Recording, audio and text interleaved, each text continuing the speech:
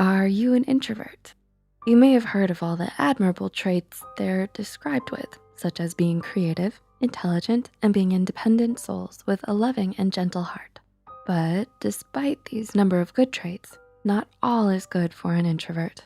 There's also the opposite side of the coin that often gets dismissed by others, but is as much a part of an introvert's identity. The dark side, if you will, accounts for these undesirable traits that tend to materialize when an introvert is under stress and needs to go in self-protection mode. Do you think you'll be guilty of any of these habits? Before we begin, we want to remind you that if you're an introvert and you relate to any of these signs, please don't take this feedback as an attack on your character. This video is meant to be a self-improvement guide for those of you who have been feeling a little stuck or those who want to learn more about themselves.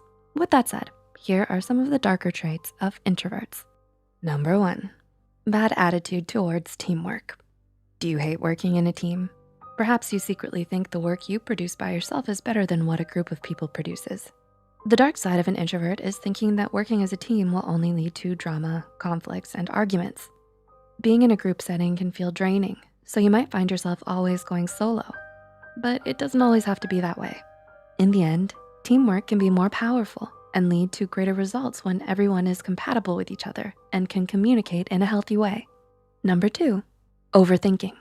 Have you ever spent hours mulling over something that happened in the past? Like for hours on end. Overthinking is a scientifically backed up curse for introverts. According to researchers, introverts have higher levels of electrical activity in their brains, both at rest and when doing a stimulating activity. Overthinking also isn't only limited to the analytical side of the brain, but it can also affect your emotional state and make you feel emotions much more deeply. So the next time you catch yourself feeling overwhelmed because you're overthinking something, you may want to try taking some deep breaths, taking a walk, or even crying to help calm your overthinking mind. Number 3, self-depreciation. Are you really hard on yourself? Research has shown that introverts are actually more self-critical compared to others. Being self-critical is like planting and watering a bad seed in your mind. You end up fixating on the negative and neglecting all the other positive traits that form your identity. In the end, it may only cause your self-esteem and self-confidence to worsen. So if you catch yourself saying something really negative to yourself, try to challenge those thoughts and question whether it's something accurate or just a way to put yourself down. Number 4, bottling up emotions. Was there a time in your life where you felt wronged by someone but kept silent the whole time? It's no secret that introverts prefer staying quiet. Confrontations can be a scary thing after all, but the negative aspect of this habit is that sometimes you end up bottling up all of your feelings until it becomes too overwhelming. During these cases, it's important that you have an outlet to address how you really feel. Whether it's writing in a journal, talking to a friend, or opening up to a therapist, expressing how you feel can help bring you to a calmer and more peaceful state of mind afterward. Number 5, pessimism. Do you tend to look at the negative side of things? Personality research shows that extroverts show higher levels of optimism than introverts. While this may come across as a bad thing for introverts, it's important to note that extroverts are more prone to be optimistic about unwise ideas, like continuing to smoke with the hope of quitting, even if realistically they won't.